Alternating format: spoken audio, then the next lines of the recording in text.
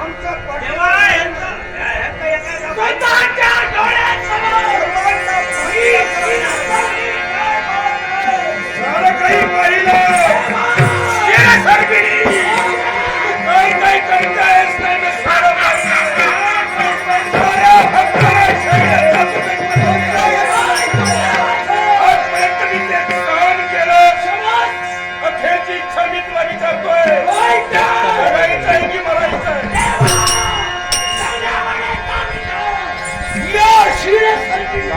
जगायचा असेल याला खेळ आणि गुजराती हो.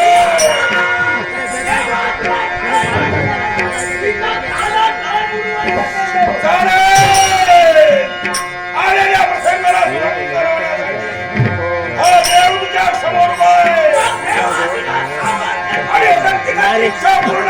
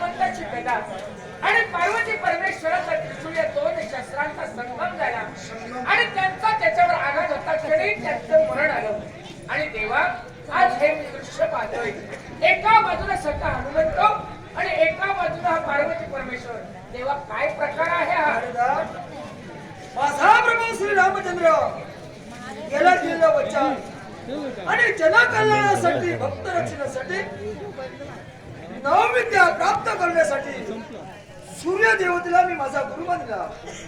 4 विद्या प्राप्त केल्या, पण 5वी विद्या प्राप्त करीत असताना सूर्यदेवाच्या मुखातील शब्द, हे हनुमंता तुला जर का पाचवी विद्या साध्य करायची असेल तर अगोदर तुला लग्न करावं लागेल. म्हणून सूर्यदेवाची कन्या सुवर्णला तिच्या बरोबर मी लग्न केलं. हो पण नारदा हा हनुमंत या विश्वाच्या ठिकाणी बाल ब्रह्मचारी म्हणून वावरत होता. लग्न केल्यामुळे त्या बाल ब्रह्मचारी व्रतला कुठेतरी काळीमा लागला. म्हणून यासमोर मी प्रश्न निर्माण केला. ब्रह्मचारी की कर्मचारी याच्यासाठी मी तुला पार्वती परमेश्वरापर्यंत पाठवलं होतं. मग काय झालं? कैलास परत गेलो. हा. देवाच्या मुखात शब्द, हे हनुमंता तू लग्न करून सुद्धा या विश्वाच्या ठिकाणी बाल ब्रह्मचारी आश्चर्य म्हणायला हवं. लग्न करून ब्रह्मचारी कसा काय राहिला? तो कसा का सुवर्णशीची मी लग्न केला म्हणती आणि मी संसारात रममाण झालो नाही. हा म्हणजे लग्न होताच ती गेली तपश्चर्या सुखाचा संसार स्त्री संग नाही. मुळीच नाही म्हणून लग्न करून सुद्धा हा हनुमंत या विश्वाच्या ठिकाणी बाल ब्रह्मचारी आहे. पण दादा, जी मी पाचवी विद्या साध्य केली ती विद्या म्हणजे अर्थ अंक विद्या हो. एका बाजूला हनुमंत दुसऱ्या बाजूला शिवशंकर अशा तऱ्हेची विद्या मी प्राप्त का केली? कशासाठी? तर शिरा सर्पिट आणि नागपक्ष यांचं मरण होतं ते कसं? ज्यावेळी हनुमंताची गदा शिवशंकराचा त्रिशूळ त्यांचा शस्त्र संगम होईल आणि त्यांचा आघात त्यांच्या देहावर होईल त्यावेळी त्यांचं मरण. म्हणून ते मृत्यू झाले. आज त्यांचं मरण त्याला मारूनच हे स्वरूप धारण केलं, शस्त्राचा संगम केला आणि हे घडविण्यासाठी आम्हाला तो हाताशी धरतो. जेणेकरून आम्हाला बरे वाईट प्रसंग भोगावे लागले. आणि एक भयानक प्रसंग मला आठवतो आणि तो प्रसंग कोणता? त्या क्षीर षडपणीनं माझ्या बाळाचा क्षेपट केला. त्यावेळी तो माझ्यापर्यंत आला. वास्तविक त्यानं मला असं सांगूच नाही. त्या माणसाबद्दल मला संशय येतोय.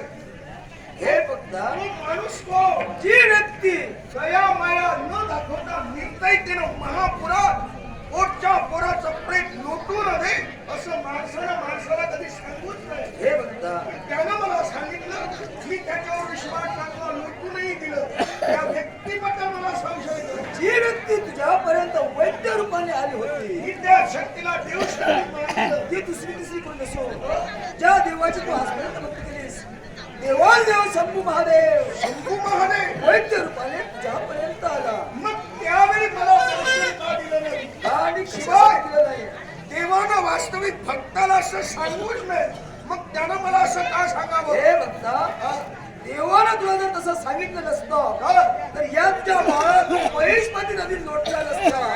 आणि ज्या महेशमती नदी याला लोटून दिलास त्या नदीत याला पुनश्च जीवनदान प्राप्त झालं. याला कारण एकच, त्याला होता तो आड मृत्यू टळावा, दीर्घायुष्य प्राप्त व्हावं म्हणून देवानं तुला महेशमती नदी सोडून अगदी खरं. याची ज्यावेळी मी पत्रिका पाहिली होती त्या पत्रिकेत आठ मृत्यू होता, पण कधी केव्हा हे निश्चित केलं नव्हतं. आणि त्या आठ मृत्यू प्रमाणे केवळ माझ्या बाळाला मरण आलं आणि आज तुझ्या कृपे करूनच त्याला जीवदान मध्ये केवळ तो आठ मृत्यू टळला. दीर्घायुष्य प्राप्त आता झालं. आयुष्यभर भीती नाही. हे बघता केलेल्या भक्तीचं श्रेय मला मिळालं. मग देवा तुझ्याजवळ माझा भक्त असा कोणता एकच, ज्या नदीत माझ्या बाळाला पुनर्जन्म मिळाला त्या नदीचं नाव चंद्र सूर्यापर्यंत राहावं. शिवाय या स्थळाचं महत्व राहावं. आणि 21 वर्षाच्या शरपतीनं तुझी भक्ती केली. हे शिवलिंग वाचवण्यासाठी तेव्हा पुरुष असून पहा मी आडवं वस्त्र लावलं. आडवं वस्त्र पुरुष जन्माची मी विटंबना करून घेतली. कशासाठी देवा? तुला वाचवण्यासाठी, जनतेच्या सुखासाठी मी हे केलं. याची आठवण चंद्र सूर्यापर्यंत राहावी. शिवाय हे जे तू स्वरूप धारण केलेलं आहे या स्वरूपाची आठवण जना मनात राहावी. आणि केवळ चंद्र सूर्य असेपर्यंत या स्थळामुळं, या शिवलिंगामुळं आणि या त्या रूपामुळं तुझे भक्तजन त्यांना काही ना काहीतरी फलश्रुती मिळावी. हे तुझ्याजवळ माझं मागणं आहे. हे बघता मागणं या तुझ्या बाळाला महेशमती नदी लोटला. होय लोटलं. त्या महेशमती त्याला जीवनदान प्राप्त झालं. म्हणून त्या महेशमती नदीला याच्या पुढे सारे भक्त जीवनदायी म्हणून ओळखते. शिवनदायी जीवनदायी म्हणून ओळखते. नदीचं महत्व ठेवलंस मग हे शिवलिंग हे तुझं रूप आणि हे स्थळ याचंही महत्व राहिलं हे पाहिजे. बघता. 21 वर्ष केलेली पूजा याची आठवण राहिली. 21 वर्ष या लिंगाची तू भक्ती केलीस. स्वतःच्या प्राणाची पर्वा न करता या लिंगाचं तू जतन केलं आणि ते आज लिंग महेशपती आणि वेणगंगाच्या संगमावर स्थिरावलं गेलं. दोन नदीचा इथं संगम झाला. संगमाने त्या संगमावर स्थिरावलं गेलं. म्हणून या ठिकाणी या महेशपती आणि वेणगंगा यांच्या संगमावर भला मोठं मंदिर उभारलं जाईल. आणि त्या मंदिरात अर्ध अंग असलेली हनुमान आणि शिवाची मूर्तीची स्थापना केली जाईल. अशीच मूर्ती स्थापन केली जाईल. आणि त्या मूर्ती समोर या लिंगाची स्थापना केली जाईल. होय ना? आणि याच्या पुढे या लिंगाला सारा भक्त भाविक 21 जटा नाथ लिंग म्हणून ओळखतील. 21 जटा. 21 जटा नाथ लिंग म्हणून ओळखतील. आणि एवढंच नव्हे, ही तुझी कडक नगरी. कनक नगरी. या कडक नगरीला याच्यापुढे सारे भक्त भाविक तिरुअनंतपुरम म्हणून ओळखतील. तिरुअनंतपुरम म्हणून ओळखतील. तिरुअनंतपुरम. आणि एवढंच नव्हे, मग या तिरुअनंतपुरम या स्थळाचं महत्व, या जागेचं महत्व, या लिंगाचं महत्व आणि तुझं महत्व आणि केवळ तुझ्या भक्तजनांना बाबू गेलो बाबू गेलो हे भक्ता, तिरुअनंतपुरम तीर्थक्षेत्र म्हणून या विश्वाच्या ठिकाणी ते प्रसिद्ध होईल. त्या तीर्थात भक्त भाविक स्नान करून या अर्ध अंगा असलेल्या मूर्तीचं दर्शन घेऊन या लिंगाचं भजन तुझं नाम